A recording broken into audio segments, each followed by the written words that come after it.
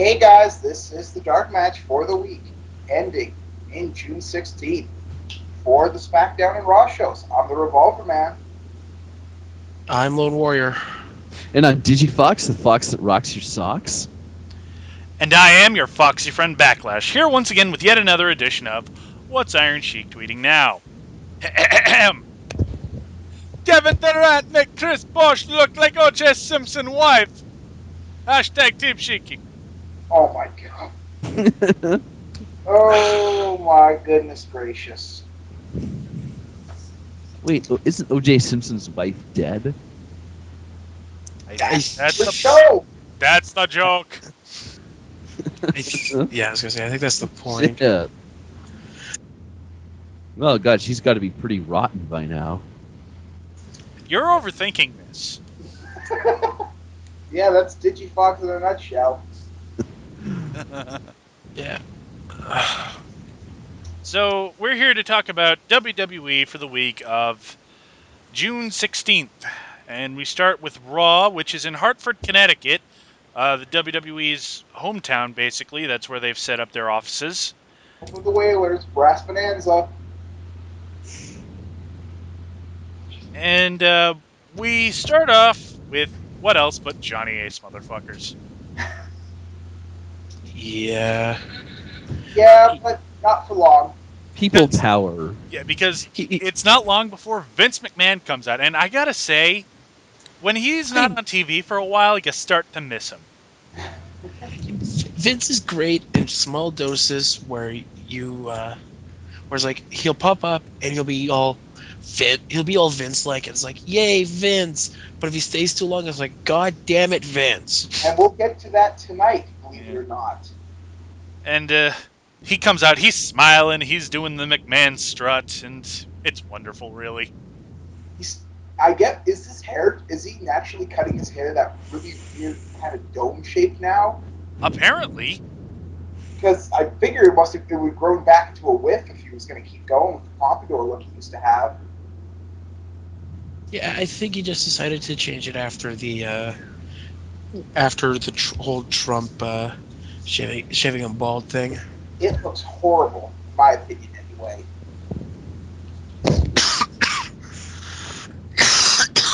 Okay, so Vince gets in the ring and he basically asks Laurinaitis why he should have just fire his ass right now and get it over with. And Laurinaitis replies with, "Well, people power." Okay, I really can't do Laurinaitis, but he basically says that he listens to the people. Power!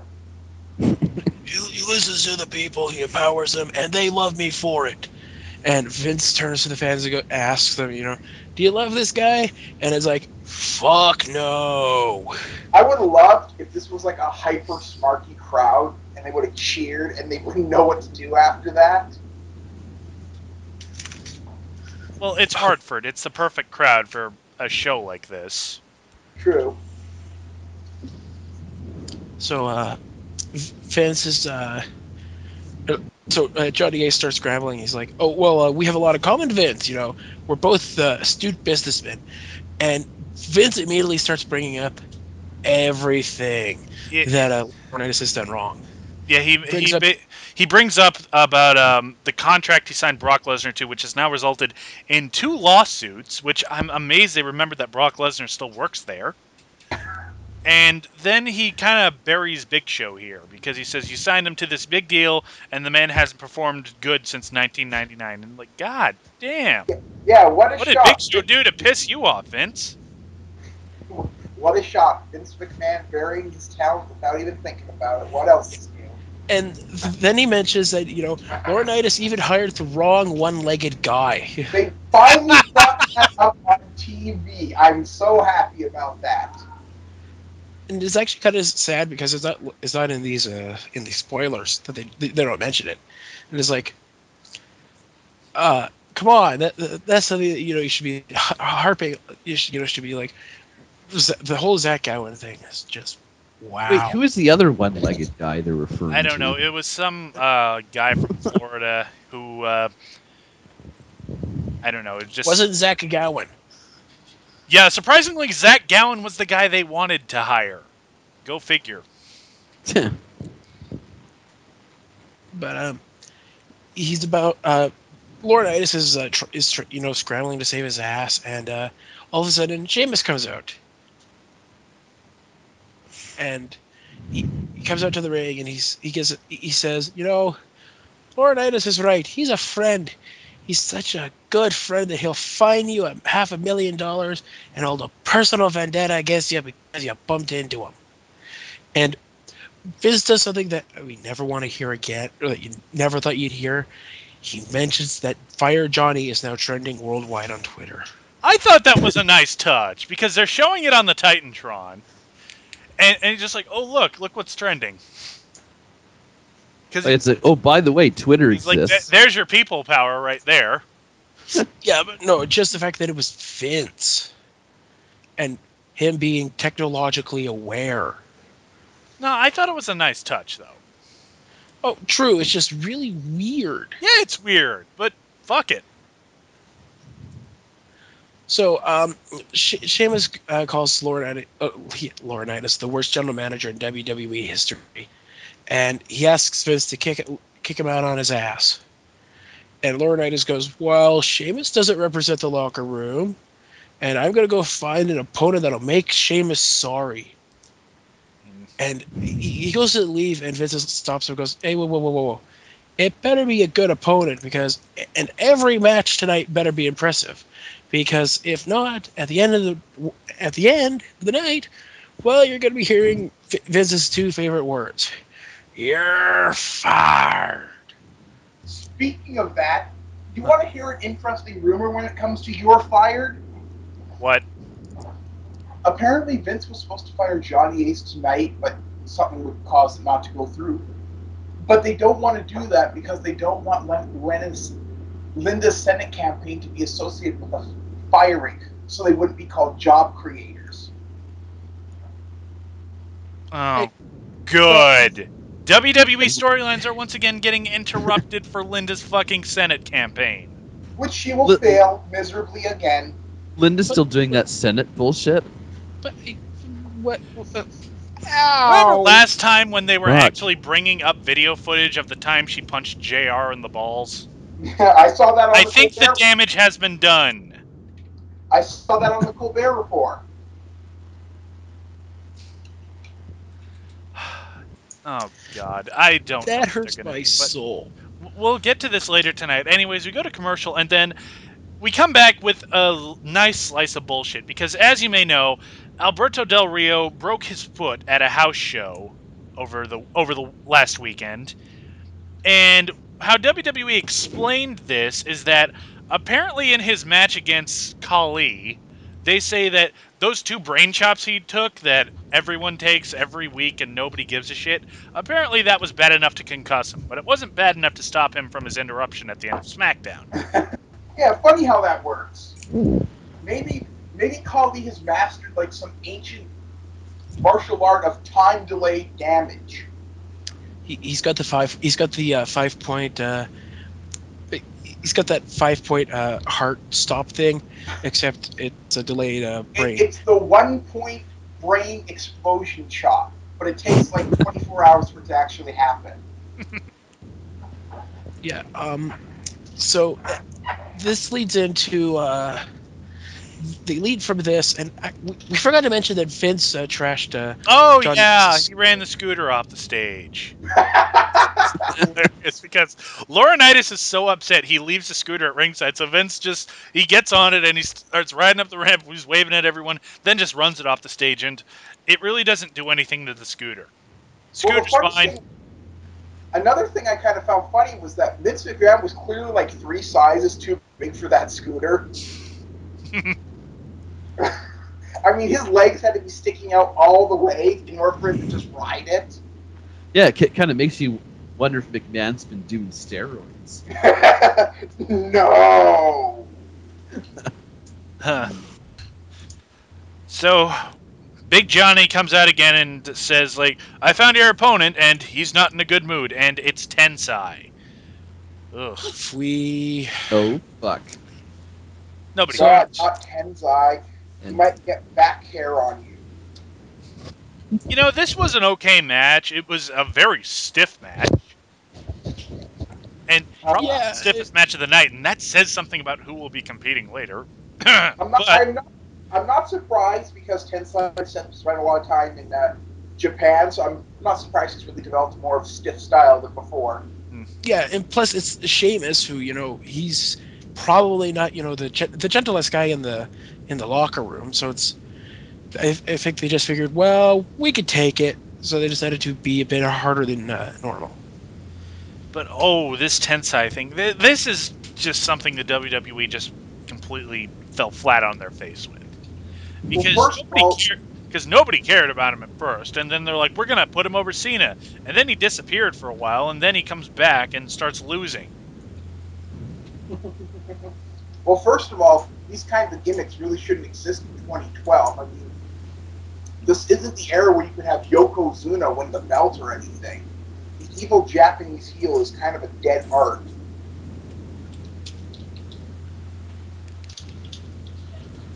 So the match, it's all right. It's a very stiff loss match, and Sheamus wins with the brogue kick.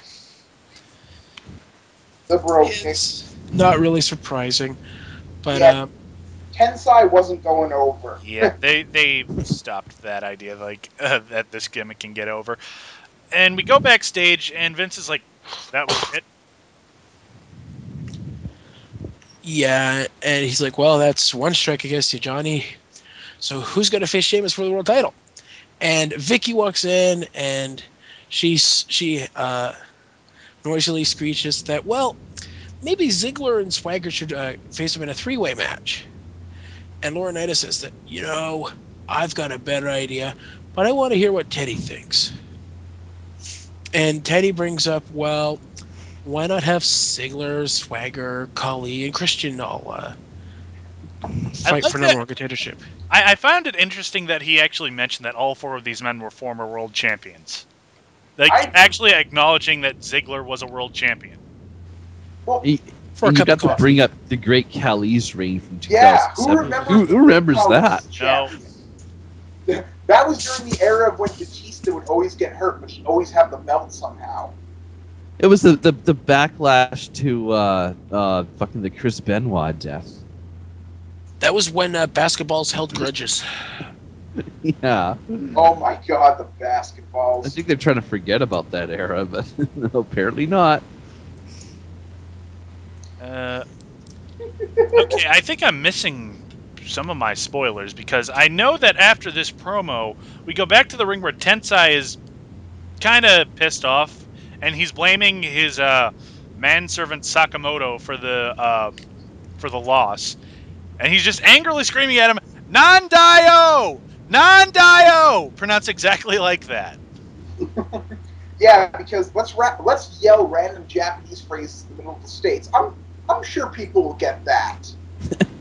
And I know it's Connecticut; it's one of the more progressive states. The But thing I love about this is that somewhere out there, a weeaboo is watching this and raging at the TV.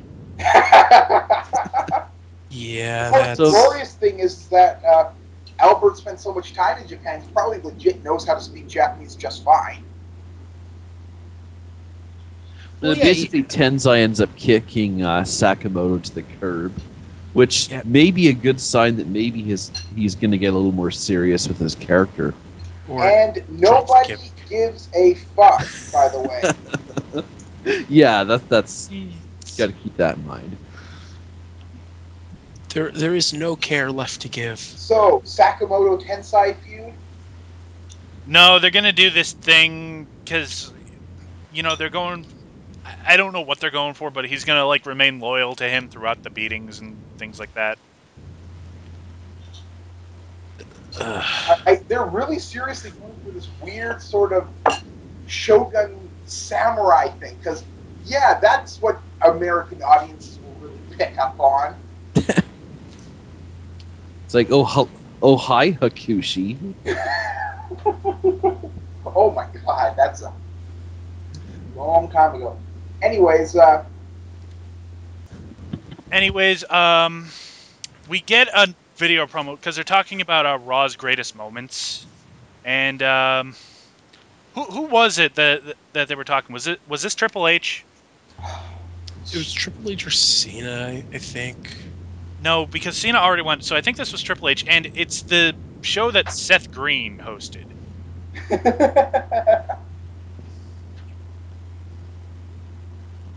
There, Triple H has weird taste. this is so fucking gimmicked up. It's stupid. I don't even remember that episode of Raw, though I don't think I was watching at that time. That was, for those of you who don't know, I think it was July 2009. Yeah, it was. Yeah, it was in 2009 when the guest hosts were everywhere. Yeah. I remember because I was barely watching that. How sad is it that WWE still trying to pimp that absolutely fucking horrific guest host time? Like, remember when there was, remember when Dr. Ken showed up? Oh God, that was terrible. I mean, he was just 2 rungs away from simply beating off in a trash can. Oh God. Or, Chris Angel was on there and he kept calling everybody by the wrong names, like Kofi Anderson or something like that. Yeah, and remember this. This is also when they were up against TNA being live on Mondays, and they were still way fucking better. Yeah. No. That was 2010. Hey, that episode with William Shatner kicked ass. Well, There were good guest hosts. Yeah, There were good guest hosts, but Seth Green was good because he was an actual fan. yeah, Seth Green was Shaq one of the better ones because exactly what you said. But some of the guys they got just God. Like, I don't want to talk about this anymore. Let's move on. All right. Up next, R-Truth is being interviewed by Matt Stryker, and they're basically talking about the Big Show. And he's like, Big Show is an asshole. Little Jimmy thinks Big Show is an asshole. And if I had the chance, I'd knock him out. Bam! Big Show comes out of fucking nowhere, punches him right in the face. And just walks off. He's like, yeah, I'm Big Show. What are you going to do about it? I believe the term is don't let your mouth write checks your ass can't cash. And we found out the Truth's mouth couldn't, or his ass couldn't cash the checks. His mouth couldn't either because that was a solid hit. But I've said it before, but I love Big Show's finisher now. That WMD, it's so simplistic, yet it's so over. I mean, it's a punch. When's the last time you saw a punch as a legit finisher? Lawler? I don't know. That's off the top rope. Yeah, that's the flying fist. And to be fair, that was sort of more of his transition thing to the pile driver, which he doesn't do anymore because they don't allow the pile driver anymore. At least I don't think they do. Only Undertaker gets to do the pile driver. That's because he does his tombstone. Well, the tombstone's safer than the normal one. Right, exactly. All right, so let's just move on. Up next, we have a mixed tag team match. Santino Marella and Layla versus Beth Phoenix and Ricardo Rodriguez, who is being dragged to the ring like a child. Holy crap, we really are missing stuff. Yeah, I know that something went wrong with those. And this match is awesome. And I don't want to hear anyone else say anything. It was a comedy match. It was hilarious. That's all I ask for when it comes to Santino and Ricardo.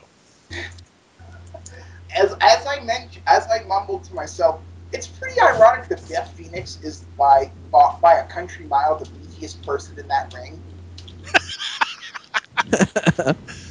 I don't know. Ricardo's a big guy. Yeah, but since he's in that tuxedo of his, it really doesn't show off the physique, so to speak. Yeah. But if the rumors are true, and I don't think that they aren't, we have quite the thing coming up on the pay-per-view when it comes to Ricardo.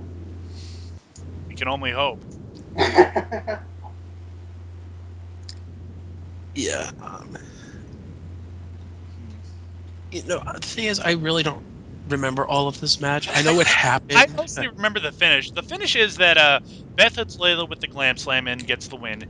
And Ricardo, who's spent this entire match running away from Santino, jumps in the ring and starts dancing and gloating. And Santino gets all up in his face and rips the tux open to reveal a Justin Bieber t-shirt.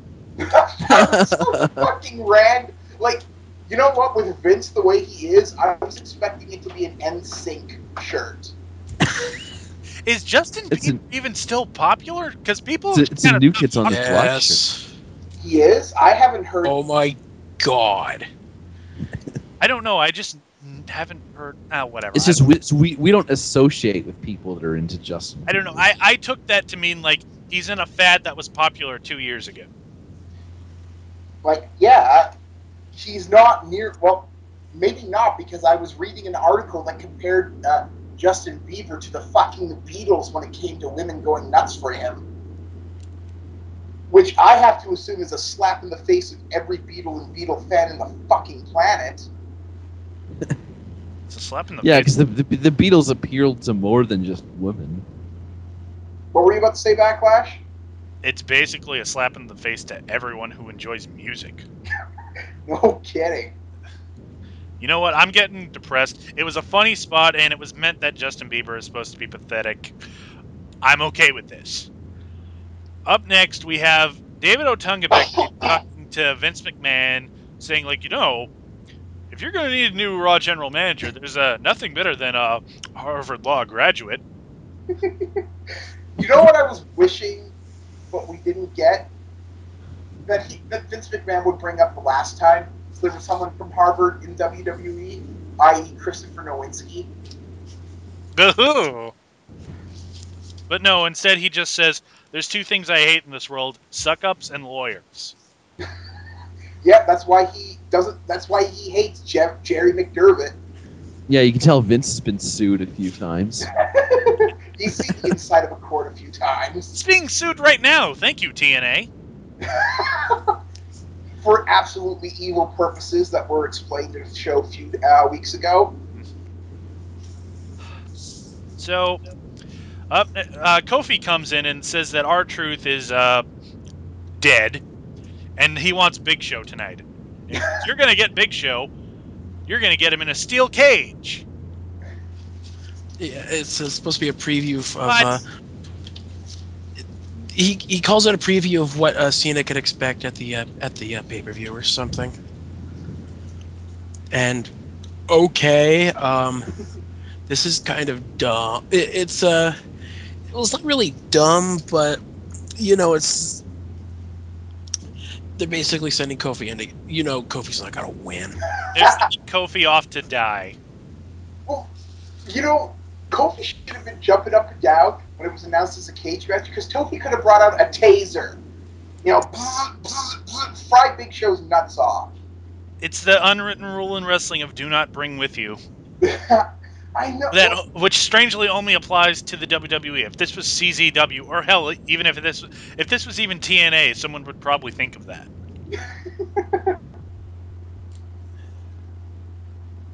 But yeah, but that's just not WWE style, so yeah, it's not going to end well for Kofi. Spoilers. but hey, cheer up, Daniel Bryan promo. Woohoo! And the crowd is hot for him, but at this point they should be. And he comes out and says that he is nothing like Kane or Punk because they're both distracted by AJ and he isn't. Yeah, I'm sure. Well, no, he might be. What we're about to see. One of the. Well, I'll save that for when that happens.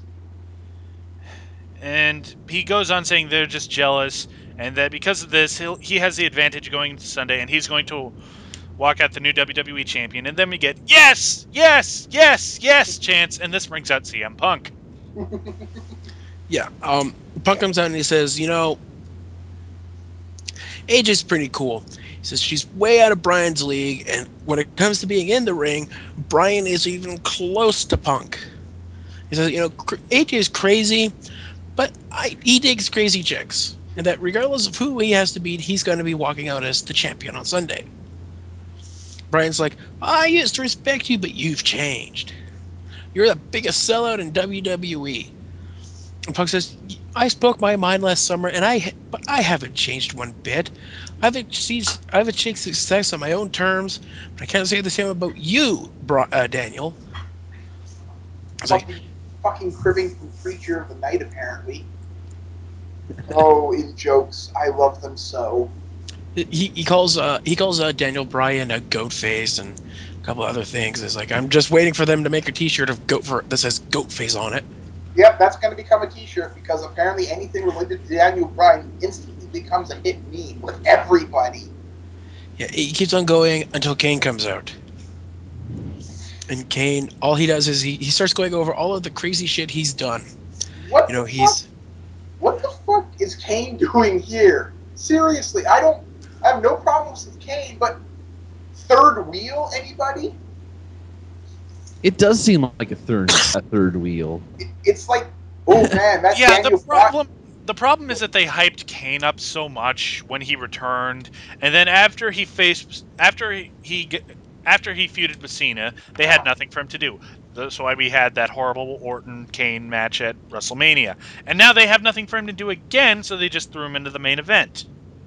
Yeah, it doesn't seem like he belongs in this feud. He's just. It Doesn't seems like a belong typical anywhere. Kane Like, feud. when I tell people to retire, it's usually because I never want to see them again. I want them off my TV. But Kane, man, they really don't have a damn thing for you. You should probably just, because apparently you're mean with money, so you're probably not hurting for anything. Just stop. Like, don't let them keep smashing up your body in these stupid hardcore matches they keep putting you in.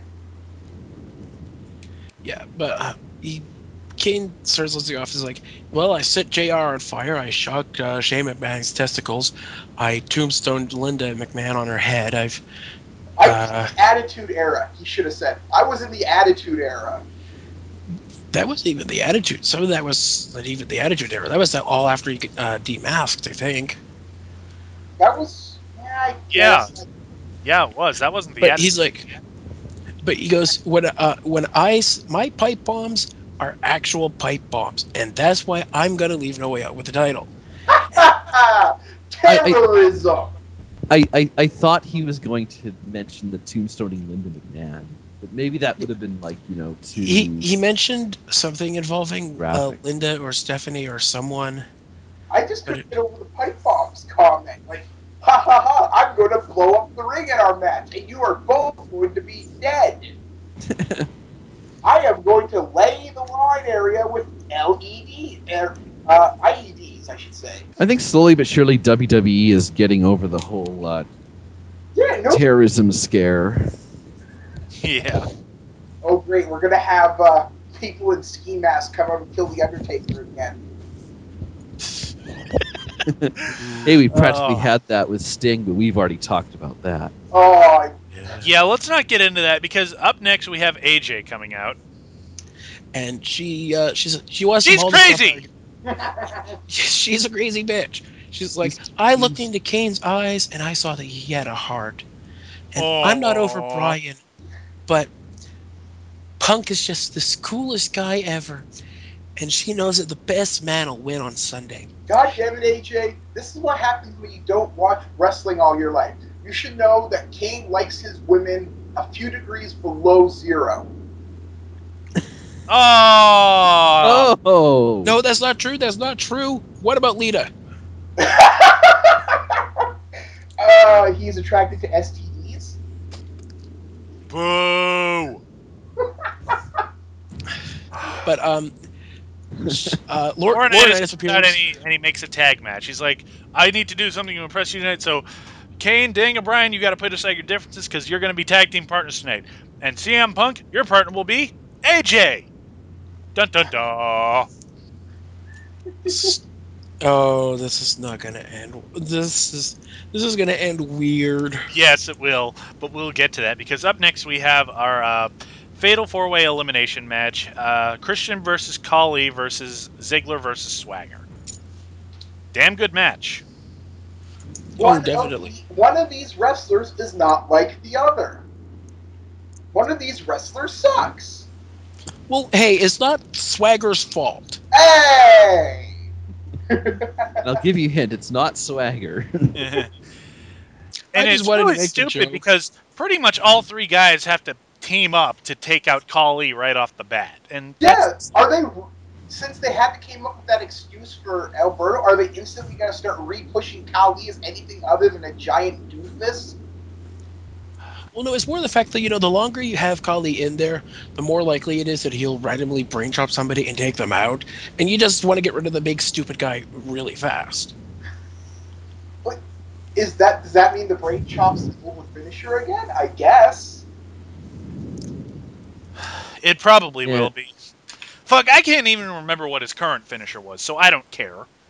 Cully's just basically there as a sideshow. Like, we know he's not going to win the fucking title He's anytime big, soon. he doesn't speak English, and he can't really move. I That's thought all for he a while- has. I thought he was gone personally. I thought they fired him and he went back to India to do whatever it was he was doing in India. Oh, they gave him time off to.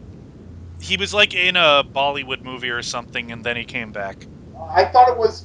Remember when, like 2 years after Kali had been on TV for a while, he was fired from the police department he worked at for not showing up to work, and nobody knew what the fuck that meant. Nobody remembers that? I don't remember that. I wasn't really paying attention to What? backstage stuff. I don't. What? It hurts. All right. Anyways, they eliminate Collie, and then Swagger's the next to go. He takes a kill switch, but Ziggler steals the pin. And then it's down to Christian and Ziggler, and it's pretty good. I like this part because I legitimately thought both Christian and Ziggler would win, so I was actually quite curious on what they were And going to do. I'm surprised we didn't get interference from Cody Rhodes. Well, there's rumors about him, but we won't get into that because they seem to be pretty faceless. Yeah. But But Christian misses with the frog splash. Ziggler hits a zigzag and gets the pin. So he's the new number one contender for No Way Out. okay, what I'm thinking they're going to do here is that Ziggler's going to win the title, but Swagger is going to be feud because he's going to be all like, "What the fuck? You threw me out. You pinned me. You got me out," and that's going to be his first feud, and it's going to suck. I don't know if they're gonna. Well, we'll get into predictions at the end of the show. Oh, fair enough. Yeah, I'm not. Okay, so Ziggler he goes up the ramp, talk about how it's about time he's the number one contender again. He turns around to see Sheamus. They talk, and it's the usual. Oh yeah, I'm the number one contender now. Oh, I'm the champion, and I've got the belt. Ooh, It's but it's a pretty standard thing, but they're both good, so it's good too. yeah. So up next is they cut backstage. Surreal moment. Surreal moment. Surreal moment. Surreal moment. Oh yeah. So Natty's backstage talking to Vince McMahon about how the match that Vince had with Brett was very important to the Hearts and how she wants to do the whole Hart family thing again. She wants to have another 15-minute match where Brett just awkwardly beats up Vince. I thought nobody would want that again. Vince says that he'll talk to her more about it later, and he starts to walk off, but he gets stopped by the Funkettes, who are like, "Oh, please undo the ban on Brodus Clay on Raw," and he's like, "Well, I can't." But wait, why? Because reasons. Well, technically, he's still. No, because was he ever hired back as chairman? Why the fuck does he have all this power all of a sudden? No, because apparently he has the authority to fire Laurinaitis if he wants tonight, but there's never been any kind of storyline where he was back in a position of power. He's not. Yeah, I don't remember. He's still the chairman of the board. He's just not. He's not COO anymore. What? Okay, but that leads to another problem. Triple H is the COO, and he doesn't like Laurinaitis. He could fire Laurinaitis too. Yeah, but Triple H is busy. He's feuding doing with Brock. Stuff. Yeah, he's busy feuding with Brock, and that's going to come up at No Way Out. But again, we'll get to that. But yeah, get to the surreal moment. Yeah, Vince starts dancing with the Funkettes, and he says, "Somebody call his mama." So he starts dancing with them. They leave, and Vince turns around, and there's Zack Ryder going, and Vince says, "Woo woo woo, you know it," and walks away. Stand back, everyone. And Ryder is still like, "What the fuck?" Stand back. Well, no, what I was thinking when you said stand back is that the fucking Hurricane was going to show up. Okay, I don't even. Did Vince decide? Did Vince decide that okay, these two guys, we like them, but they really been kind of derailed recently? I'm gonna go and do 10 seconds of pushing them. Is that what the mentality was? I don't Well, know. I think it was just to show that Vince is still hip and in touch, quote unquote. It's like Vince appreciates all of his workers. it's like that one pay per view where he's like, you know, talking to Cena and he's like, "Good luck, my nigga." And Booker T's like, "Tell me he didn't just say that." On behalf of DarkMatch, we apologize for DigiFox's obscene language. No, I'm gonna that was a punch you in the quotation. face. I am That- gonna punch you in the face. That was a quotation. I don't care. I still have to censor it. Jesus. Anyways, Ryback does a Anyway. thing. Okay. time for more jobber promo. Oh, You know what? Hold on. Last week someone said Shit, sorry. Jess is dying because of Ryback. I'm not. Last week somebody said that Ryback is beginning to become amusing. And yeah, I can dig that, but here's the thing. Ryback is going to become a Family Guy joke. At first it's going to be annoying, but then they do it so much it's going to be amusing. But then they keep doing it until it becomes annoying again, and then it keeps going and you just want it to end, and eventually it'll just keep on going until you want to claw your own brain out. Well, This will never end. I heard one person say that all these jobber promos are in fact should be considered buyback promos. Because I guess apparently the philosophy is that anybody Ryback fights is going to ramble on for about half a minute on a non sequitur thing, and then he's going to get killed. What? Who's writing this? Roberta Williams? Okay. What kind of Damn. back sense does that make? I don't know. This is apparently this somebody thinks this is cutting edge how promos are going to be done in the future.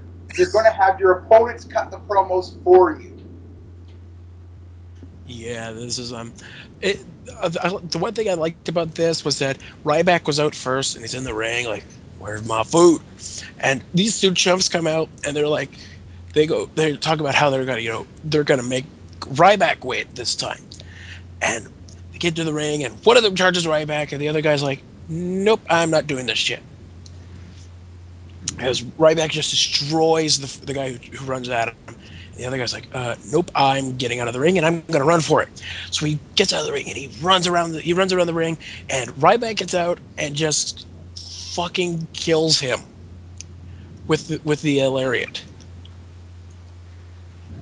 And he picks him up, throws him over the top rope. He destroys them. That's it. Ryback wins. And not a fuck was given. Yeah, that's just like this isn't I'll like admit- the 80s. These kind of weird 2-minute jobber matches do not work. They The weird thing is, the fans seem to love this shit. You know what? This isn't as bad as like 2 weeks ago when they were really shoving it down our throats. Like they'd have the match and then at various times during the show they'd just show a replay again for no other reason than like, hey, that was cool, but watch what Ryback did earlier. Like, obviously Vince or Triple H is really high on this guy. Like literally, they are taking his skin flakings and smoking them and getting a medicinal effect from it.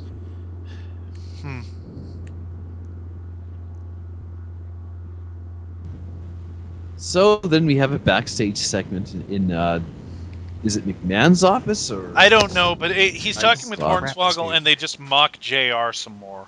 Oh my freaking god! Why? fuck. What did JR ever do to you? I don't understand. Because he's an oaky redneck, and Vince thinks it's funny because he's a Connecticut redneck, basically. Oh, I'm just remembering this segment. God, this was horrible. This was fucking worse than Ed Ferrara than Oklahoma. Well, at least Vince didn't go out and try to call a match in JR style, mocking it. Oh, but he did the next best thing. Oh yeah, he made fun of his Bell's palsy again. Yeah. What the hell, Vince? What the hell? Not cool, man. What Not does Vince cool. like? Let's say out of the blue, out of fucking nowhere, Cole becomes just as popular as JR. Let me finish before you interrupt me on that one. Will Vince start making fun of him because apparently he just hates really over ring announcers? Because he buried Joey Styles, he's trying to bury JR. Like, what's next? I don't know. Maybe looking back at Cole in like a few years, we'll think it's the most awesome thing, and then he'll be next. I don't see how that will happen, but fuck, anything's possible. Hyper time could happen. I don't know. And there's also a reference to the ass kissing club, and then we get a. Oh no, a no, really no! Because here's what happens. Because we gag. skipped over it. John Cena comes in and he's basically pleading with him to fire Laurinaitis, and Otunga comes in and he's once again trying to suck up to Vince. He's like, I don't like people who kiss other men's behinds, and then the camera pans over. There's William Regal, and it's like, no offense. Yeah, they basically brought Regal on just to make that joke. I'm surprised they didn't have him leave to Real Man's Man after that. Seriously, wouldn't that just been perfect? You know, oh yeah, you kissed my ass. Sorry about that. And then just after nailing him as a literal ass kisser, they play him out with Real Man's Man. He's a man, just a man. Hey, it's time to watch Kofi Kingston die. Right, right. I mean, You know what this? yeah.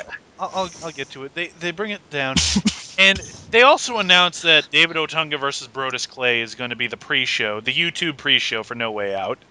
But we'll get to that when we get to SmackDown. And It's time for YouTube Night Heat, ladies and gentlemen. that's a good way of putting it. But they bring him out, and Big Show beats the shit out of Kofi and wins. Yay! There's Yes, nothing more to say. it was in. It was. I guess I can't say it was pointless because trying to get Big Show for the match with Cena, but it was pointless. Like, anybody think that Kofi had any chance except unless they gave him the bullshit he somehow gets out the door finish? I don't know. It might have been like the time that Kane and RVD had that cage match, and RVD accidentally fell through the wall. And they're like, that doesn't count. Restart. No, I. That actually goes back history lesson. I laughed at that big time because it reminds me of when Vince in '94 when both Brett and Luger went over and they were declared double winners. But it happens in like 2007 or whatever it happened for Cena and Batista, and they went, "Oh God, no, we got to restart, restart." Just really schizophrenic policy, WWE, don't you think? Yeah. And you know what this is? Because R-Truth, I think he's legit out with a concussion, not from Big Show hitting him, but apparently he got injured at a house show, and they just want to bring him on to do this little promo and have a way to get him on TV. Kofi, you poor bastard! No, R-Truth. No, Oh, no, yeah, I'm talking. yeah. No, No, he's I get got a what you're point saying. I about get what you're Kofi. saying. Okay, I get it. And there's also rumors that they might just do away with the tag titles with this, or they won't even declare them vacant. They'll just disappear. Why does you know what? Fucking when they became pennies, they were dead already. I I could not. I can't. It's worse than the Divas title. Yeah. Like, at least, at least the tag titles will end on people I like rather than the cruiserweight title, which ended with Hornswoggle. Yeah, and that was fucking bullshit. Hornswoggle was the final cruiserweight champion in WWE history, assuming they don't bring it back later.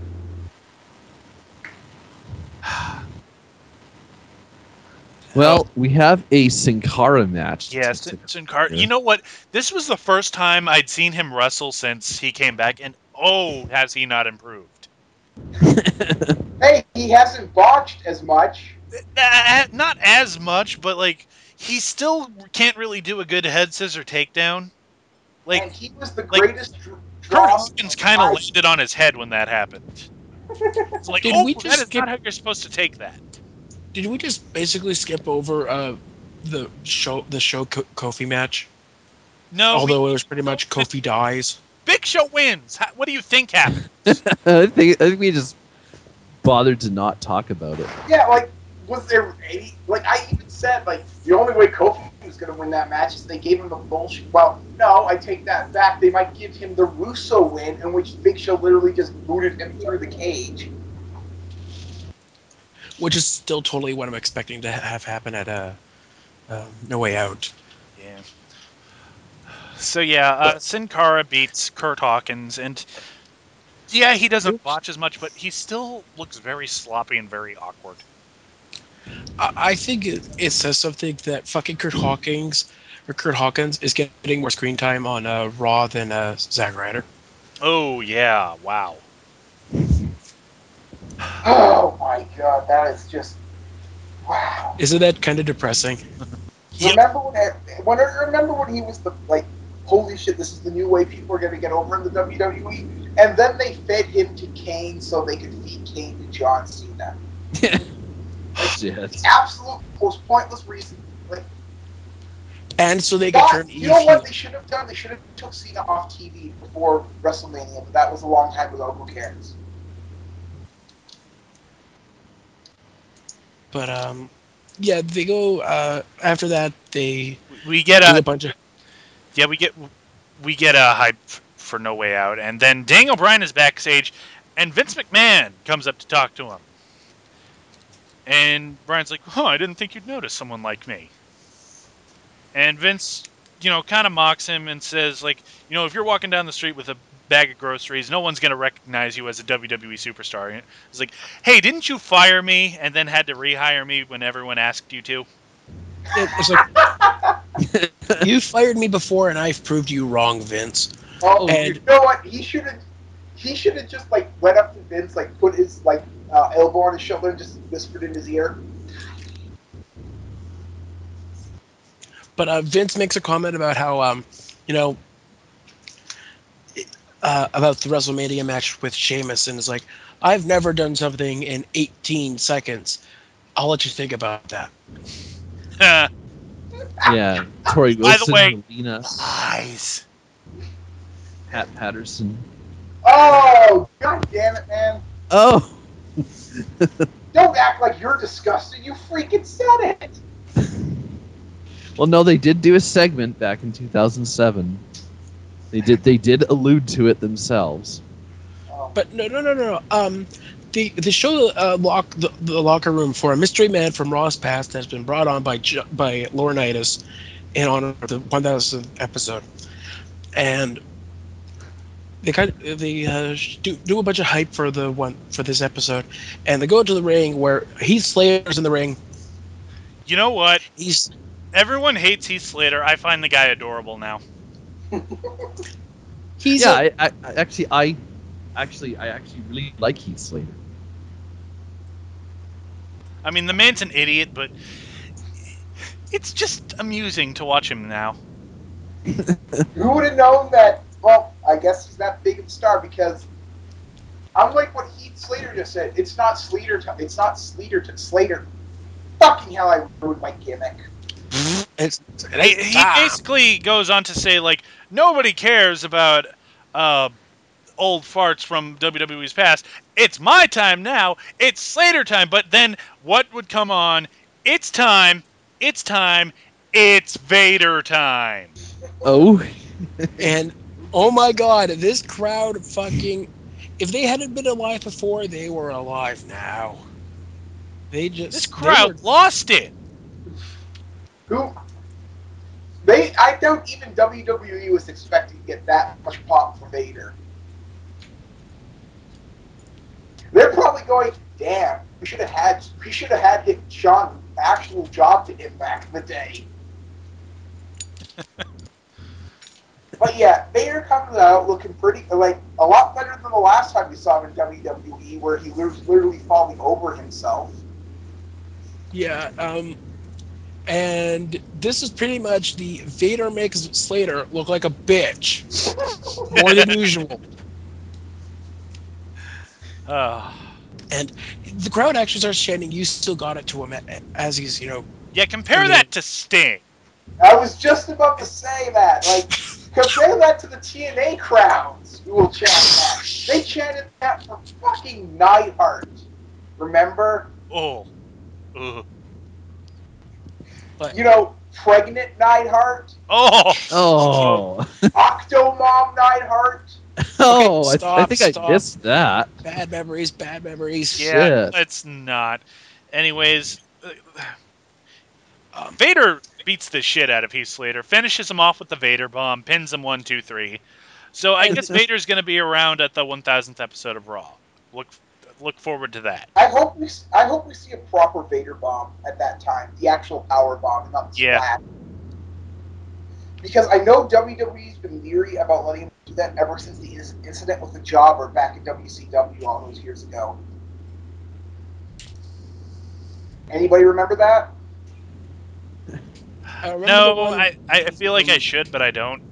Well, long story short, Vader accidentally broke the Jobber's back with the Vader bomb. Shit. Oh. Yeah, and Well, no kidding, since he's stiff as fuck. yeah, it was broken pretty bad. I don't think he can walk anymore. Ooh. Ouch. Anyways, we get a Be a Star video, and back we go to AJ backstage, and CM Punk is trying to calm her down. It's like it's basically a handicap match. Don't even worry about getting in the ring. And I know this goes against every fiber of your body. Don't do anything crazy. Yeah, and she smiles and she kisses him on the cheek and she walks off. And they go to commercial to come back, and it's time for Kane and Daniel Bryan versus Punk and AJ Lee. And Kane's out first. Uh, Daniel's on second, and then Punk comes out with AJ. And this is a weird fucking match, especially the end. Okay, so Punk's in there for most of the match, but he gets the referee decides at some point that AJ has tagged in. Well, what happens is he bumps into her and then falls out of the ring. He's like, "You're in." And AJ gets in the ring, and of course she acts terrified of Kane at first, but then she starts getting like, "Oh, you're kind of cute," and then she starts skipping around him, like you don't know if she's literally frolicking around the ring. Yeah, and you're not sure if she's just fucking with them or what. And Kane, he doesn't know what to think. He's just kind of standing there, and then she jumps into his arms and she macks on him. And it's this time we learn that Kane's mask return was a good thing. Because you know his eyes under that mask, he was making, like, he was doing that, oh yeah, eyes. And following this, AJ gets off and Kane just stands there for a second, and then he's like, I'll be in my bunk, and then gets out of the thing and goes to the back. He takes Bryan and leaves, and AJ takes Punk, and well, Bryan just kind of is in there like what's going on? I don't understand. I'm vegan. What is this? Kane's new gimmick is the AJ Lee Thriller. God. But okay, long story short, AJ and Punk win, and it cuts to Kane on the ramp looking down at AJ as she smiles at Punk, and Punk looks at her kind of like, "The fuck is wrong with you, woman?" This is gonna be a weird match on Sunday. Yeah, and so the reveal that they're okay. Vince is gonna make his decision. So they go to commercial, come back, and Vince comes out with a team of security. He says, I love the city of Hartford and the state of Connecticut. And he calls out Laurinaitis, who comes out with his crutch. And Laurinaitis is like, I don't appreciate what happened to my scooter earlier. And I don't see why you have security, because you don't have to, I'd never dream of hitting you. Yeah, Laurinaitis, like anybody's fucking afraid of you ever. Like seriously, like you were the pussy when you were serving in Japan. You were the pussy when you were back in North America. Like you. Shut up, Laurinaitis. Just shut up. Like Teddy Long could probably beat his ass. Teddy Long has beaten his ass. At the very least, at least Teddy was actually a competent wrestler back in the day. Sure, those days are long ago, but still, he was never a dynamic dude. I'm surprised they didn't make that reference during the show. Yeah. Vince explains that no, the security's not for me; it's for you. And Laurinaitis is like, Vince, don't do something you'll regret. I've made WWE better since coming in. And he's like, let me stay and let me keep doing people power. And Vince is like, yeah, no, fuck you.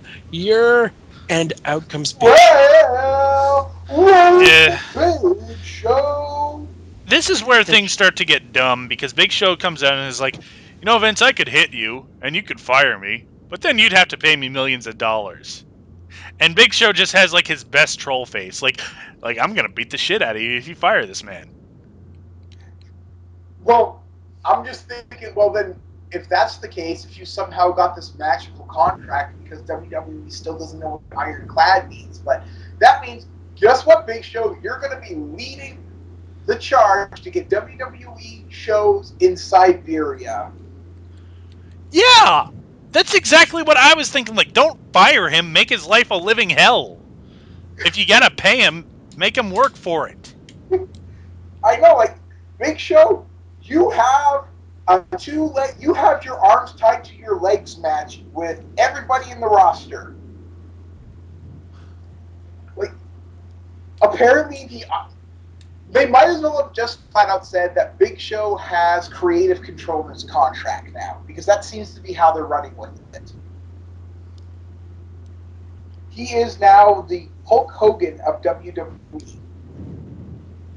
Huh. But anyways, Yeah, he talks about his match at No Way Out. It's like, you gotta be worrying about what I do to John Cena at No Way Out. And this brings out Cena. And Cena makes this more stupid. Because he cuts a promo saying that if Show doesn't beat him at No Way Out, then all this talk about the inner giant being unleashed will mean nothing. And Yeah. It's gonna mean nothing.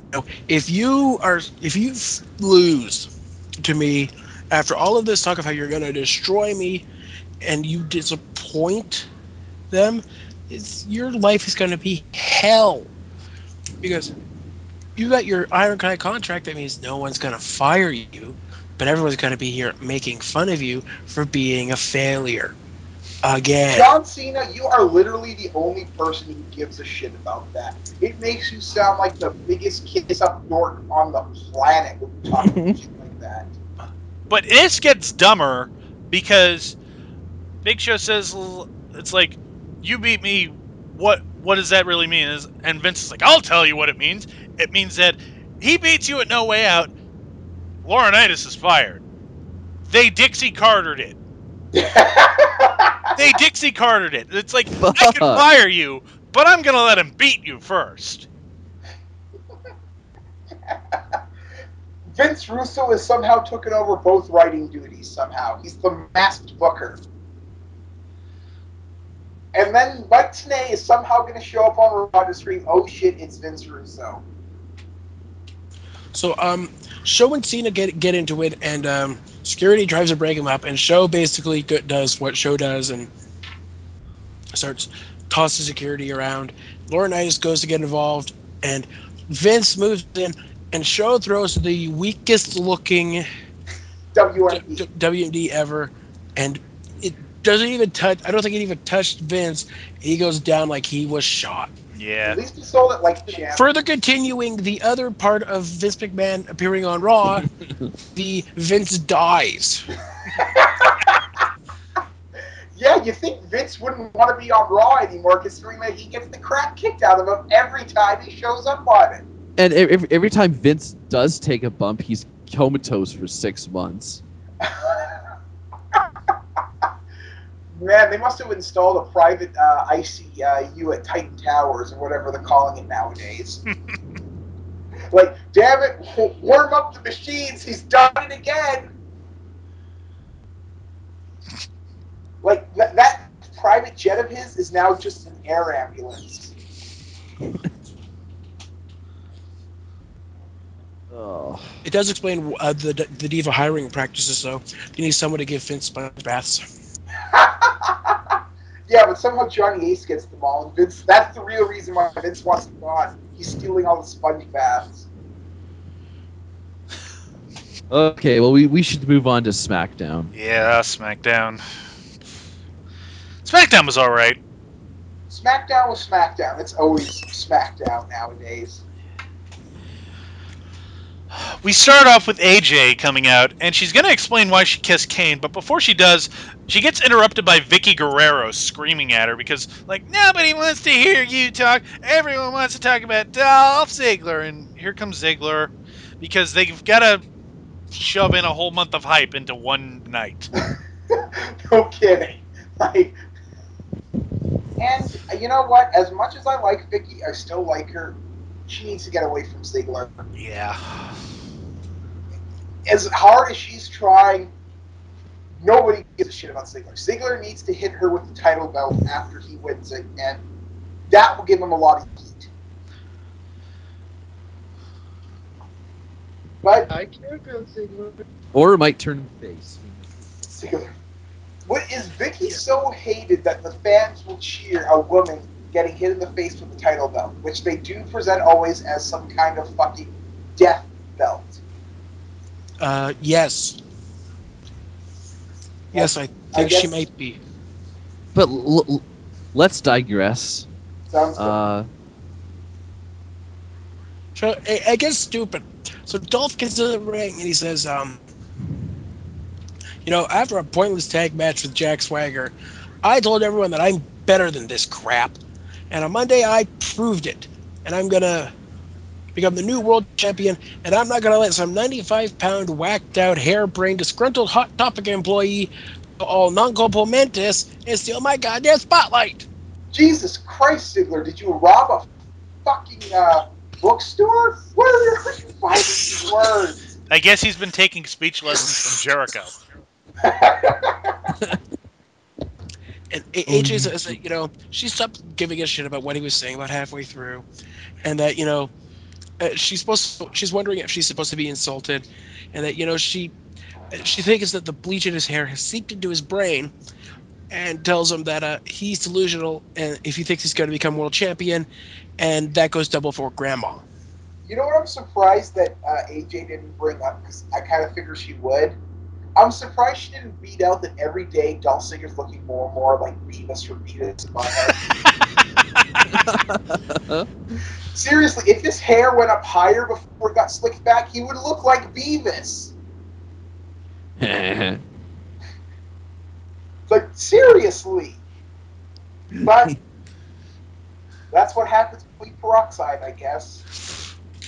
Yeah, he needs to find a way to bleach it without like having it be like Raven's hair. Yeah, he needs to bleach it without a chemical spill, because that's what it's starting to look like.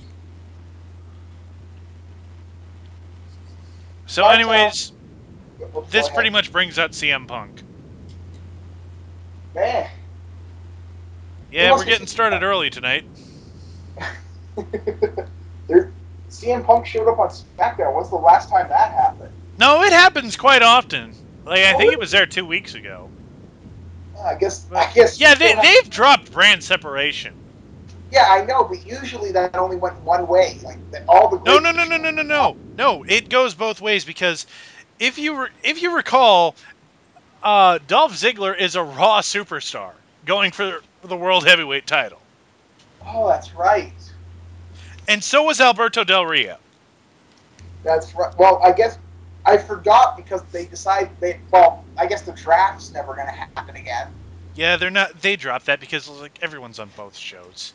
Apparently, though, apparently they're going to keep the brand separation just for the house shows. I read. Well, that's dumb because the house shows are interbrand. It's the Raw and SmackDown Super Show.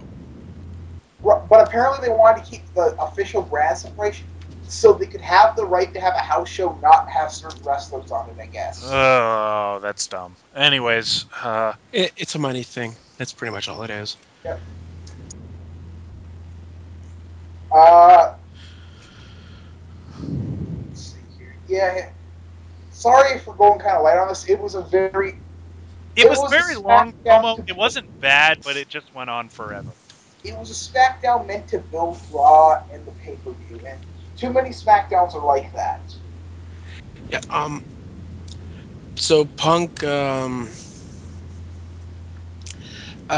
Blah blah blah. Vicky screeches. Yada yada yada. AJ crazy. Yabba dabba do. Punk tells Vicky that if he's the voice of the voiceless, then Vicky's the voice of the pointless. Dolph says, "I'm the voice of the next world heavyweight champion." Daniel Bryan comes out. He laughs about how Punk came out to save AJ's honor, and he's become her white knight, or Internet terminology. Yay!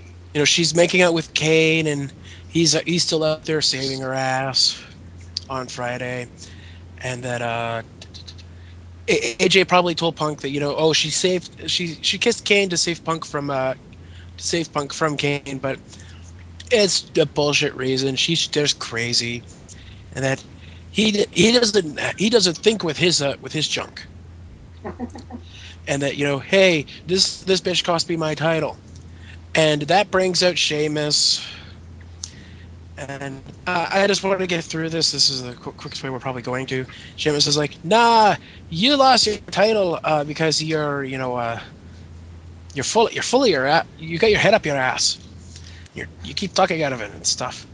And that he's not worried about Sheamus. And that all that Del Rio's injury has done is giving him another time to kick his ass.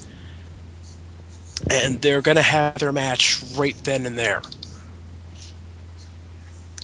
Oh, you gotta love WWE's philosophy of giving away the pay per view match before the pay per view.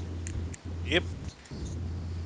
But yeah, this is a pretty typical SmackDown pay per view main event tag match where nothing really happens and the heels always win because that's the nature of it.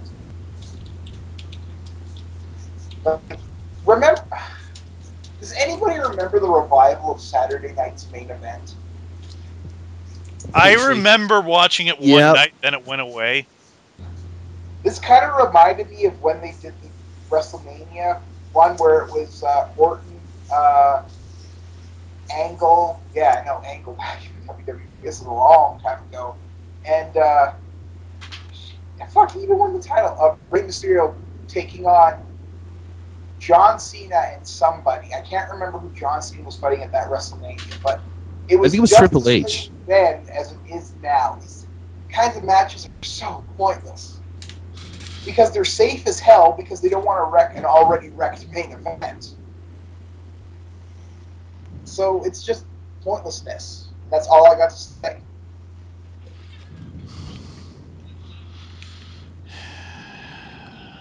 So we get to Get to Sheamus and CM Punk. Yeah, we get to the match. It's okay.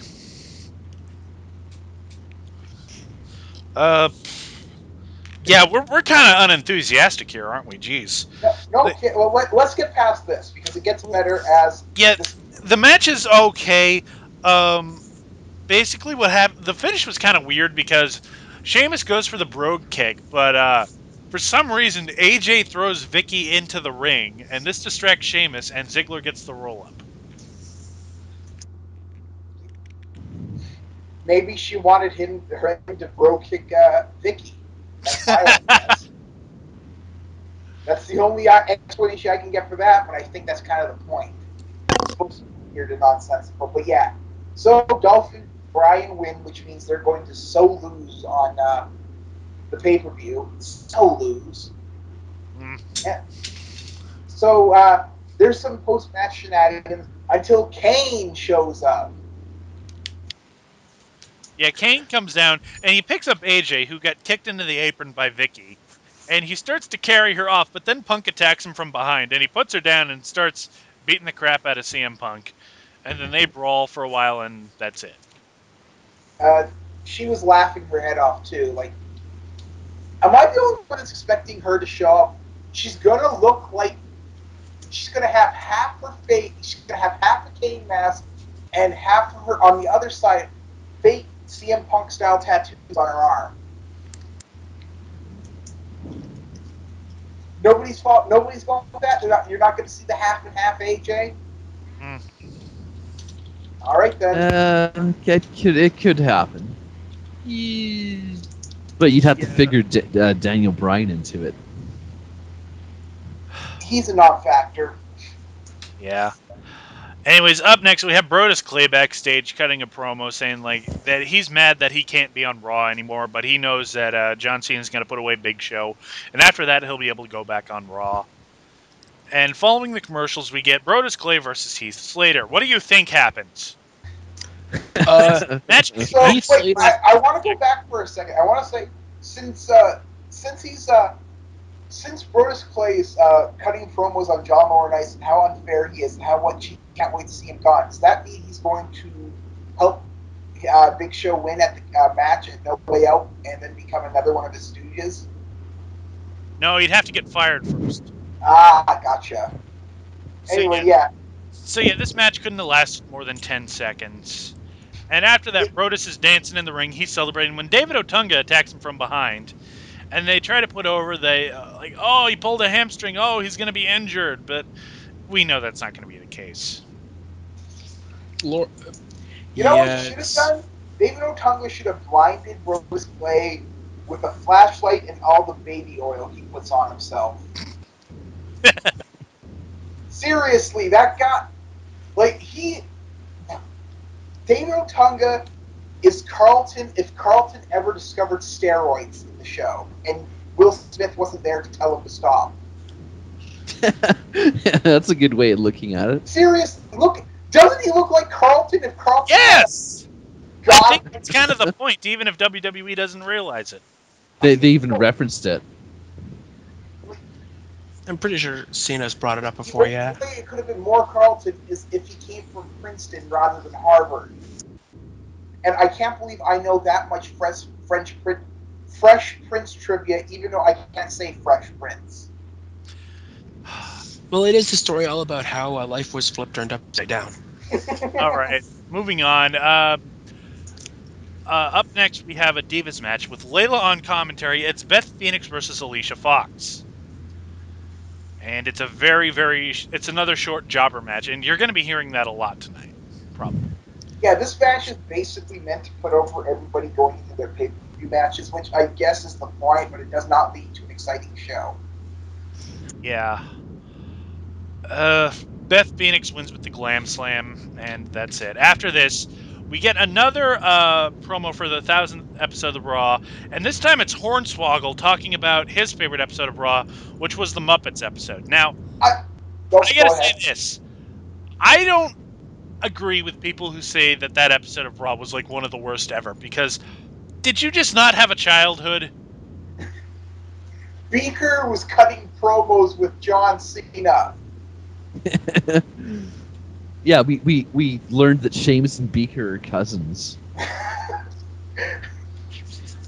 But seriously, even though it's been a couple years, they're still trying to justify the guest host era of Raw. They're still doing their damnedest. Unless you're Booker T, who decides the best moment of Raw was the fucking Buff Bagwell match he had on the first WCW main event on Raw. Oh. Like, he That was must have fucking been high terrible. as a kite during that match and remembers it completely differently than anybody else. He got his ass kicked out the door by Kurt Angle and Steve Austin. Yeah. Like, is Vince trying to rewrite the Invasion? Well, can you blame him since he fucked it up the first time?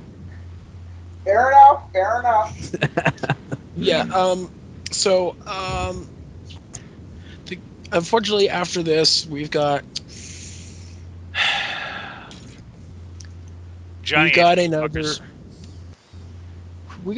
big show. Yeah, Laurinaitis comes out and he's like, I apologize to Vince McMahon on Tuesday, but I'm out here to make a public apology tonight. And he had no idea that was going Oh, to happen. Bullshit.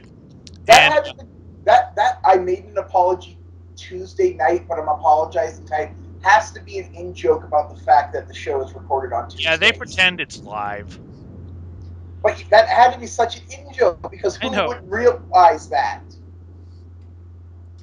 But whatever, let's go on. So they replay it, and Big Show comes out, and he says, like, did I mean to do it or not? Well, it doesn't fucking matter because I'll get paid either way. Like, he's still being all arrogant and shit. And he goes on to talk about WCW. He never got to the top because of people like Hulk Hogan, Sting, and Ric Flair.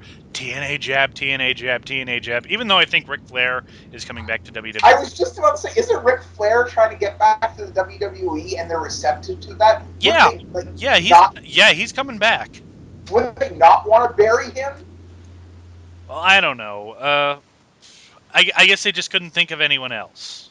Shit, there's nobody else at TNA who's working there that was in WCW at the same time as Paul. What are we gonna do? Just say Flair Ric was Flair. there. Let's just do it. Despite the fact that makes no sense because Ric Flair was probably the most fucked around WCW by Hogan. Yeah. So he goes on to say, like, oh, the same thing happened to me. Like, I saw John Cena, CM Punk, Randy Orton, and Sheamus. They all got to go ahead of me, despite the fact that I was around. But no more, because now I'm on top. And then they go to leave. And then Michael Cole gets on the microphone and says, I've just received word from a reliable source that John Cena is on his way from his home in West Newbury to the stadium here. And I should point out that they're in New Hampshire, and West Newbury is in driving distance, but it's a 3-hour drive at best. So Okay? that means John Cena made this in 25 minutes. John Cena was basically on the outskirts of the city when Cole found out this driving information, or he was going about 350 miles per hour for the entire way. Yeah. Yeah. Or because So John Cena has a rocket car. Fancy that. So Big Show's just like, I don't give a shit. I'll fight him when he gets here. Spoiler: Big Show's I guess leaving. that's his gimmick. Big Show doesn't give a fuck gimmick. Yeah. Big Show's like, I don't even care. If he wants me, well, he'll know where I am. Anyways, so after that standard build-up, we get the next match, which is Swagger and Christian in a non-title match. Meh. Usually dictates something's going to happen, but Again, no Cody. Cody was not on this week at all.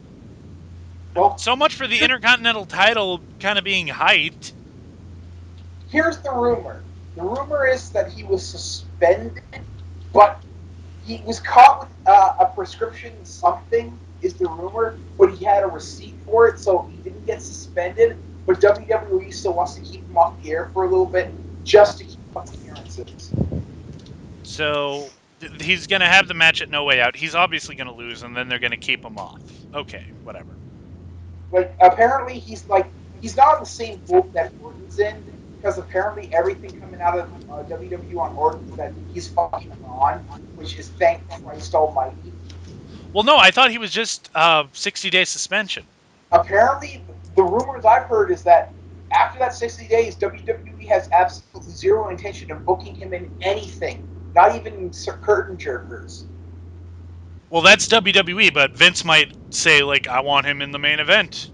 Well, that's Vince who's leading the charge on getting him out of there, because apparently he's furious. Oh, shit. Okay. Yeah, We'll see what happens in 2 months. Yeah, God damn it. that'll be the proof of the pudding, but the story is that Vince feels personally betrayed that Randy Orton would go back to his old ways on this, and he feels like he was betrayed. And if Vince feels like you stabbed him in the back, you are so dead to him. Well, we can only see. But back to this match. Christian wins, obviously. What is Randall Keith doing in the Impact Zone?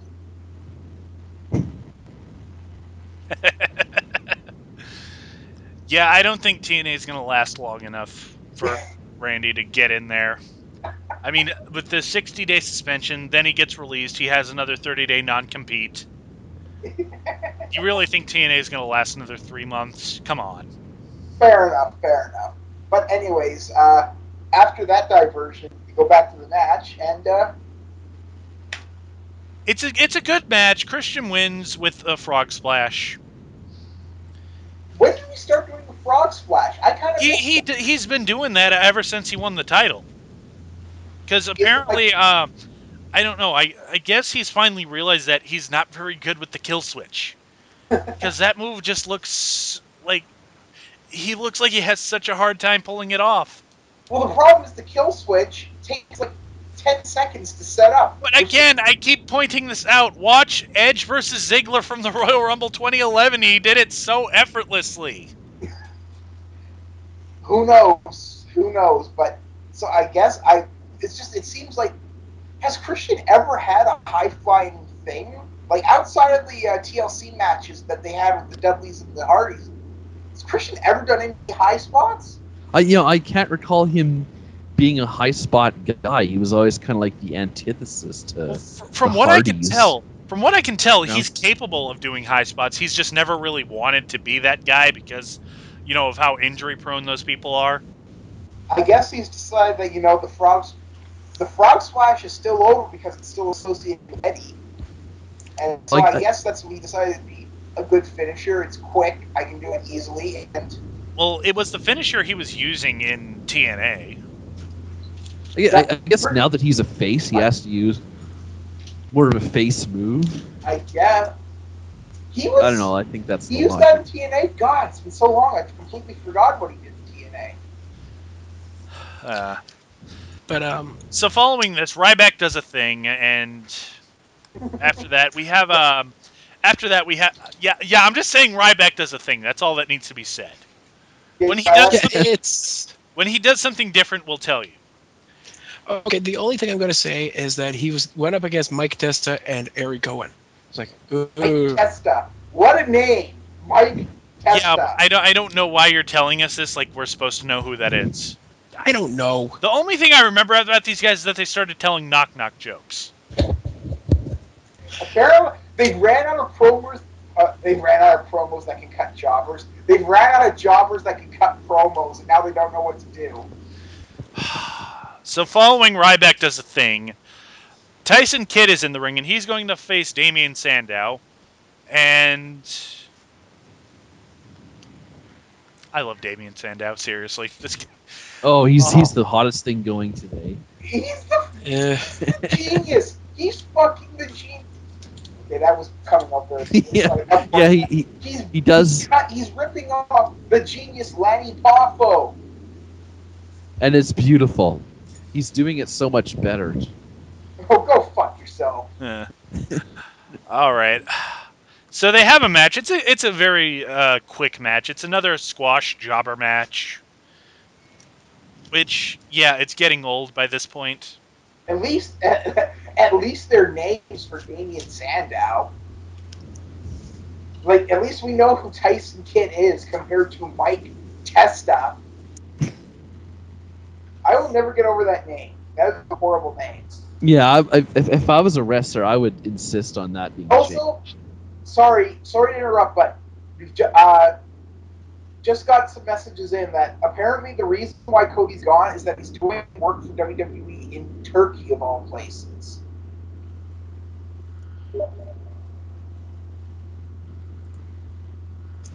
Okay.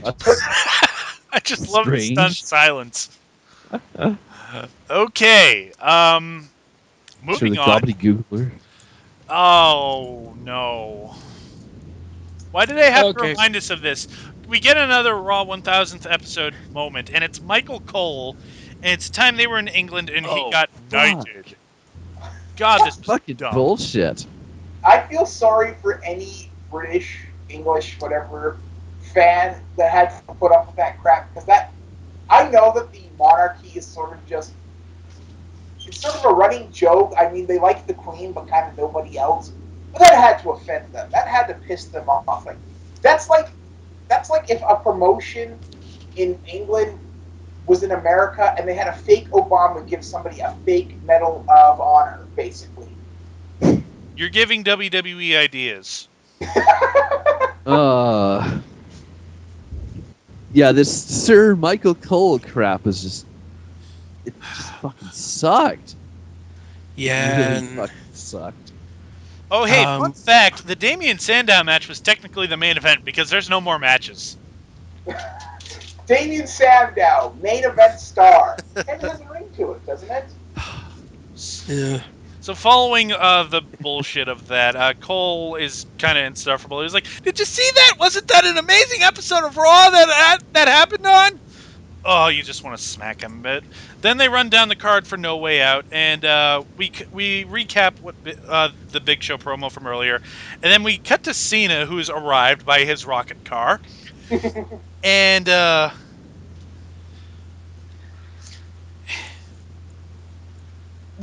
I'm sorry, I'm reading this. What the hell is this? It says the Booker T Emergency Broadcasting Network signal. What is that?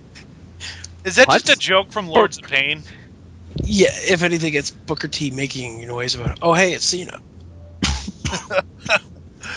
Okay, whatever. He barges into the office, but Laurinaitis isn't there, and I honestly thought Cena would just wreck the office, or at least do something to that stupid-ass suit he's got hanging up. Nope, But no, he's that just like, oh, he's not here. Guess I'll go to the ring. that would be a bad example for the kiddies. We can't have that on with Linda's campaign. If that happened, somebody would show it and say WWE doesn't care about the job creators of our country or some stupid horse shit like that. Oh, God. No Way Out's gonna suck. Anyways, Yeah, like let's have an all cage one when we absolutely positively cannot do anything the least bit controversial. yeah. Anyways, we go to commercial and we come back and out comes Cena. And you were mentioning this earlier. I think it's been about 2 years since Cena was on SmackDown last.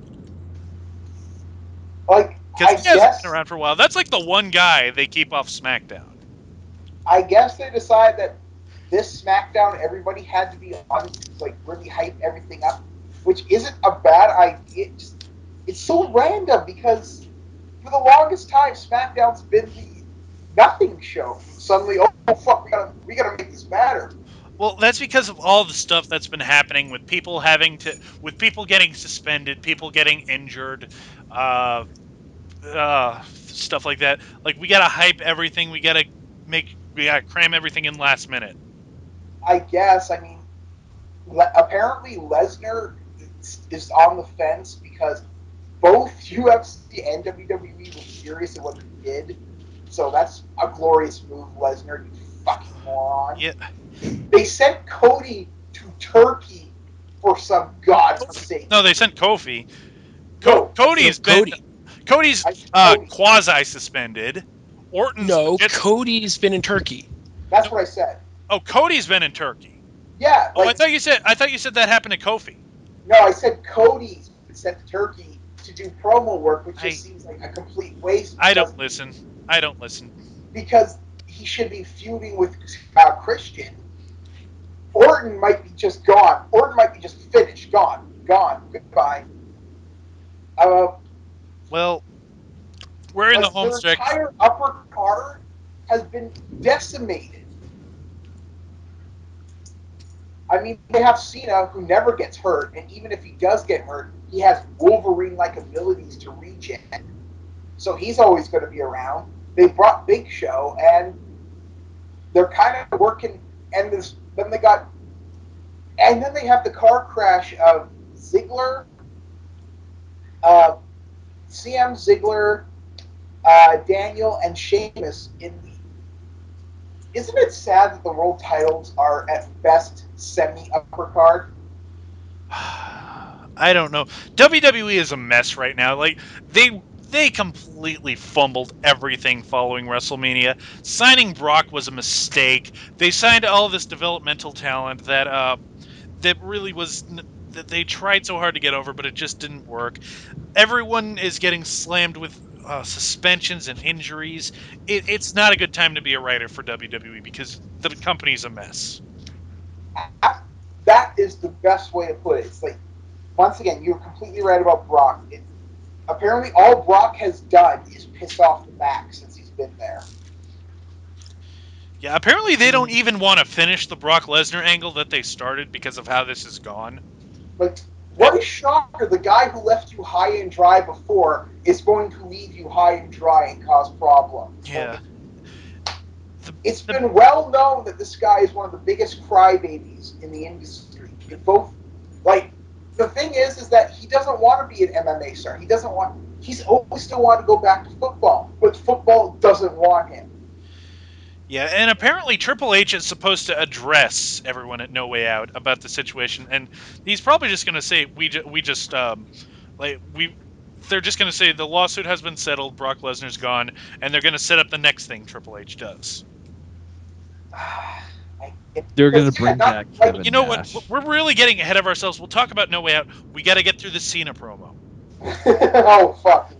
So Cena calls out Big Show, and Laurinaitis comes out and is like, I sent Big Show home. What a shock. And Yeah, Cena says, like, well, he's not here. I guess I'll just beat the crap out of you. I absolutely go ahead. No, go ahead, because I'm jumping ahead. I was about to say, I love the concept of whenever they say they send a wrestler home, because generally their home is like on the other side of the fucking continent. Or not even in the country. So, yeah, just go home back to Canada, or go home back to Japan, or go home back to somewhere in Europe. I mean, travel commutes must be a bitch for WWE. In fact, they actually are. So Laurinaitis is coming down. He says, I sent Big Show home, and I've gotten word from the board of directors that your cage match at No Way Out is going to happen no matter what. Watch Big Show get injured beforehand, and it's going to happen. Yeah, Big Show slips on his steps outside his house and breaks his wrist. Or no, there's a house show in Lowell tonight as we speak. In where I went to the TNA house show, there's a WWE house show, and apparently they're doing another cage match there with Big Show. Oh my god! Oh shit! Big Show and Cena hurt themselves. What the fuck would happen if that actually happened? They might actually have to push Heath Slater. Heath Slater's suddenly getting fucking U.S. title shots. Because he ain't getting world title shots, no matter how thin the roster gets. Hornswoggle will hold the world heavyweight title before Heath Slater will. I'm not sure if that saddens or elates me. I don't know, but following this, Cena's like, well, Big Show's not here. I guess I'll just beat the crap out of you. And Laurinaitis like, you won't! You can't do that! I'll fire you right here on the spot. And Cena's like, you can't. You just said the match has to happen no matter what. And Laurinaitis is like, I'll still, if Big Show wins, I'll still be hired. Then I'll fire you on Monday. And Cena's just like, well, I hope I win. So, and he just decks him. Cena, you gotta remember, WWE doesn't care about plot holes. Remember that, fucking Big Show was hired the Saturday before the pay-per-view, despite the stip of any wrestler who interferes would be fired. Stips mean nothing in WWE. It's just all crazy kooky. So, they're doing another Cena gets fired angle. Yeah, like they haven't done this before. The only way recently it could possibly get worse is if WWE invents a time machine, and before Cena gets fired, there's two of them running around somehow. Cena and Bizarro Cena? Bizarro Cena would actually be interesting, so fuck no. But yeah, that was SmackDown. I guess I guess what we gotta do is run down the card for a No Way Out. Yeah, this is gonna be one hell of a pay-per-view. I'm gonna let me pull up the thing here. Is the card even finalized? This seems like this could be December. This could be December levels of what the fuck? Why is this match here? I don't know. That could be. But let's start with the pre-show. Brodus Clay versus David Otunga. Otunga Brodus Clay. wins YouTube Night Heat without a problem. No, I'm gonna go with Brodus Clay because Otunga just seems like a high class jobber. Like, Yeah. that's all his experience has been to get his ass kicked. I guess he's the Pat Patterson for. Oh yeah. Oh, don't die, Jess. He's the Pat Patterson for Johnny Ace, basically. Although Yeah. much more homoerotic, which is quite hilarious if you know why I'm making that joke. Another I was Pat gonna say Patterson Clay, reference on tonight's show. because they wouldn't have him lose his first actual loss, beat a fucking Otunga on a pre-show. I don't know. Well, WWE fucking loves Otunga because he gets the mainstream press. Mhm. So it's kind of surprising he isn't feuding with Cena, honestly. Well, see, because there's a benevolent that's the point. God. He's not really in Cena's league. Like, they may be high on him, but they'll give him screen time, but they won't give him wins. Yeah, plus, as I said, there's a benevolent God that's saving us from that. All right. So has anyone not given their opinion on this? I'm going with Brodus Clay. Yeah. I'm going with Otunga. Jess, what about you? Clay. All right. So that's So for 3 Clay Clays for to 1 Otunga. Our next match is one I'm really looking forward to: Santino Marella versus Ricardo Rodriguez for the U.S. title. Isn't it also a tuxedo match? Yeah, It is. It is. I'm gonna say Santino. I'm going to say Santino too, simply because Ricardo still does the things for. I can't see them putting a title on him just for him to go back to doing. Oh, it's non-title. Oh, it's No, not. no. Oh, it is non-title. Oh, shit. Oh, then Ricardo, without a doubt. Oh, well. But yeah, it is a tuxedo match. So remember. Yeah, no, I think I'm going to go with Santino. Oh, we got Santino. Did you? Yeah, but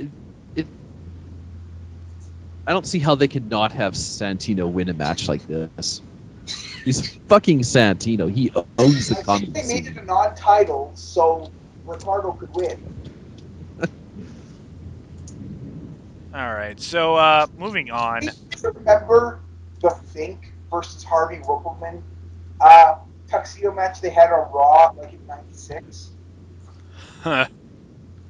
Just imagine that. Anyway, what was next? Up next is the Divas title match: Beth Phoenix versus Layla. Beth Phoenix. Oh, you think Beth? Oh yeah.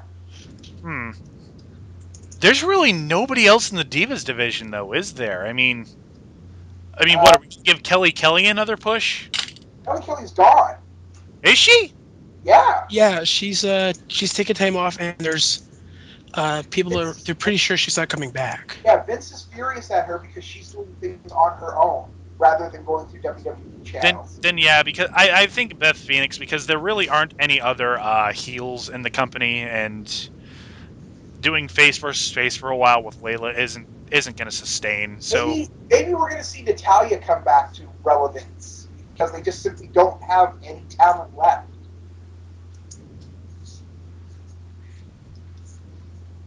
anyone else? I really actually don't even understand the context of this feud, so I'm just gonna go with Beth. There is no feud. There's no context. It's just these girls want the title. Sorry, I said Layla, right? I think they're just gonna drag it out and have Layla be the champion for a bit longer. Yeah, well, that might be argument with Belt Black How they might just drag this out to fucking Survivor Series or something. Until Karma comes back anyway. If that ever happens, because that's just kind of. Anyways, let's move on. The Intercontinental title match: Christian versus Cody Rhodes. Wait, what? Yeah, Christian and Cody Rhodes have a title match. Yeah. You did not know this? What did they send him to Turkey? Because WWE. Are you sure that wasn't Kofi Kingston? If that's the case, then I think we're all going to unanimously say Christian retains. Christian. Yeah, Christian's gonna retain. Yeah, I'm going with Christian on this one. All right. I mean, you never know. No, I mean, it is TNA booking. They might have Cody Rhodes win. Didn't Christian win the thing in like a battle royal or something? yeah, He won he the had battle the limit. royal. Then Okay, well they have to give him a one-on-one victory on a No, he had a tie. one-on-one victory, and that was he won the battle royal for the right to challenge for it. Oh. Okay, well he has to have a defense. Yeah, I would hope so, especially since Cody Rhodes hasn't been seen because they sent him to Turkey. all right. Moving on. The WWE title match: CM Punk versus Kane versus Daniel Bryan. Um, I'm gonna say Punk since You know, I'm also going to say Punk because here's the thing. I think there have been talks in the back that they want Punk to break John Cena's record for the WWE title holding. They, they want him to break the 14-month record. wow, I know, surprising. no kidding. But when they say like break the WWE record, I instantly went. They want him to hold it for more than 6 years than Bruno. No, they just want him to break Cena's record. All right, well that's very interesting. I mean, And there are talks that they might have him drop it to whoever his opponent will be next WrestleMania. I was about to say, I hope that means by the time that it's over, that it actually gets to be back on the main event. So yeah. you know what? I'm gonna say I'm just gonna go out on a limb and say Daniel Bryan. Did you? I'm gonna go with Punk. So 3 Punks to 1 Bryan. Kane, And also, we'd be remiss if we didn't talk about AJ. What do you think she will do in this match? she's going to have sex with Kane. Right there in the middle of the ring. Right there in the middle of the ring. All right. HLA. Maybe she'll go with an option 4. Option 4? What? Is she It's- going to bring a strap on the She'll make out with Charles Robinson. Yeah. Oh, No. Lit old H. Lit old H. oh, No. it turns out he's not so little. Lawler. She'll make up with Lawler. That was bad. No, she's way too old for Lawler. Oh, Okay, let's get away. Have a seat. I'm Wisconsin. Please have a seat. Oh my god, we're gonna get so bad. What's next? Okay, World Heavyweight Title match: Sheamus versus Dolph Ziggler. Sheamus. Unanimous. Sheamus is unanimous. yeah. I want to see Ziggler win the title someday, but they're I not think going to do Sheamus that. This is just too hot. This is a last-minute thrown-together match.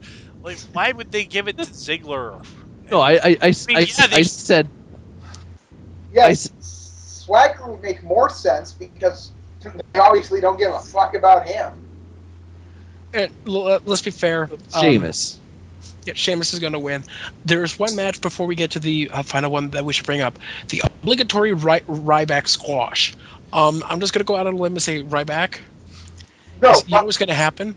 Here's what's going to happen. Ryback's going to injure himself, and they're going to have to cover by having the jobber win somehow. What? No, they wouldn't do that. They just they'd have like the jobber trip and Chokeslam himself. Yeah, he'll chokeslam himself, or he'll trip and knock himself out. I'm gonna go with Ryback because Ryback. Yeah, I'm Ryback. All right, our last match, of course, is John Cena versus The Big Show in a steel cage. Brock Lesnar's going to win this match. Oh God, this is really up in the air because you're talking about the Linda McMahon campaign. They don't want to fire someone, but really, they've set it up so that no matter what happens, someone's getting fired. Even though I'm gonna say Big Show, and they're just gonna bullshit their way to keep John Cena on TV. I'm going to say Cena wins, but Otunga has like some sort of like by signing the ironclad contract with Big Show, it somehow also transfers the power over to Johnny Ace. I'm going to say Cena, but it's going to be because Show basically puts him through the fucking cage. so that yes, Cena wins, but they have to take him off TV for a couple weeks or a week. That doesn't make sense. Well, I mean, it does, Well, but it doesn't.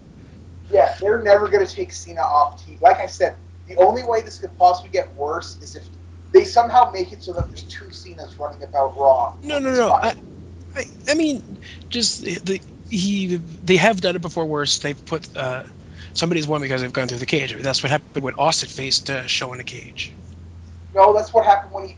You know what happened was is that Wait, no, that was Austin Vince. Sorry. Austin Vince and Show put Austin through the no.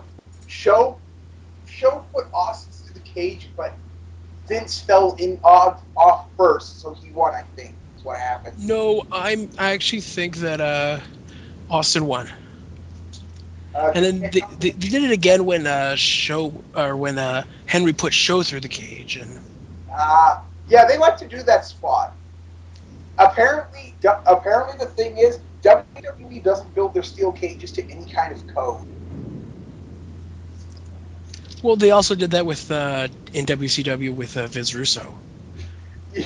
Apparently, Vince Russo thinks safe cages are in fact just not important. Anyway, so Point is, I think Cena's gonna win. I think Brock Lesnar's gonna win. Digi, I can already tell what you're gonna say. Well, You're they can't gonna have say- Chris you're gonna say Jericho Chris win it. Yeah, you're gonna. That's what I knew it. I knew it. Well, unless his suspension is up. It actually is up after No Way Out. So you never know.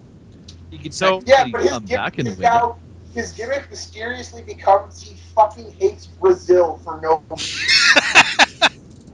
Like he's like almost a raging racist against Brazil for zero reason. And somehow it's still all HBK's fault. Yes. Get to that. Yeah, in WWE Blood, HBK somehow became the Prime Minister of Brazil. Okay, so that's one vote for Big Show, one vote for John Cena, one vote for Brock Lesnar, and one vote for Chris Jericho. Yeah, that sounds like WWE right now, doesn't it? Yep. Anyways, does. I guess that's it for the dark match this week. I'm the revolt. Wait, no, we got to do our show. We got to do our final show or our final gimmick. So yeah, we're doing it's all HBK's fault. And All right.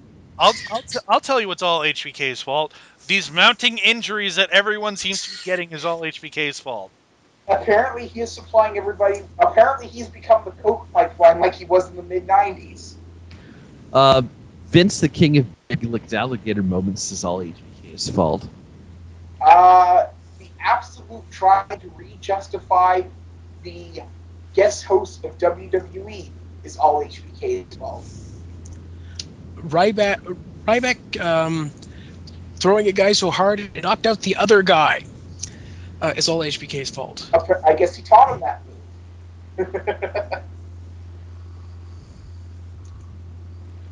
Anyways, I guess that was the dark match.